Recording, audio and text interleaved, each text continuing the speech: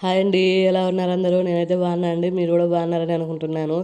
ఏంటి అమ్మాయి ఎండలో కూర్చుంది వీడియో తీస్తుంది అనుకుంటున్నారా? ఎక్కడికి వెళ్తుంది అని అనుకుంటున్నారా?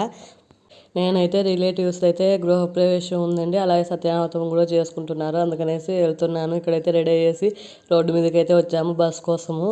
చూసారా బస్ కోసం ఎంతసేపు వెయిట్ చేసినా రానే రావు మన అవసరానికి అయితే. మనం ఇంకా ఇప్పుడే రాదులే బస్సు, నిదానంగా వెళ్దాం అనుకునే రోజు ఫాస్ట్గా వెళ్ళిపోతుంది. నేను కూడా ఇంకా పాపను రెడీ చేసి స్కూల్కి పంపించేసి నేను రెడీ అయ్యి బాబు రెడీ అయ్యి వెళ్ళామండి రోడ్డు మీదకి అయితే. హాఫ్ అన్ అవర్ వెయిట్ చేసిన తర్వాత అయితే బస్సు వచ్చింది. మా బాబు చూడండి ఎలా ఎంజాయ్ చేస్తున్నాడో. మా పిల్లలైతే బస్ జర్నీ అయితే చాలా ఇష్టం వాళ్ళకి. బస్సులో అయితే ఆడుకుంటున్నారు. తర్వాత అయితే చూపిస్తానండి. ఇదైతే మా ఊరండి, కనిపిస్తుంది కదా.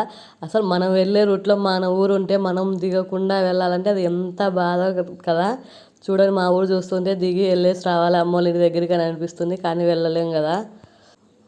ఇలా ఎంతమందికి అనిపించిందో కామెంట్ చేయండి. చూసారా, మా ఊరు అయితే చూసుకుంటూ వెళ్తున్నాను. మా నాన్న సైడ్ వాళ్ళైతే రిలేటివ్స్ అయితే గృహప్రవేశం అండి, అందుకనేసి ఈ సైడే ఉంది కదా అని చెప్పేసి ఇట్లా వెళ్తున్నాను. ఇక్కడ నుంచి అయితే వెళ్ళాలండి మా ఊర్లోకి అయితే. ఇక్కడైతే మా తమ్ముడు కూడా వచ్చాడు గృహప్రవేశానికి.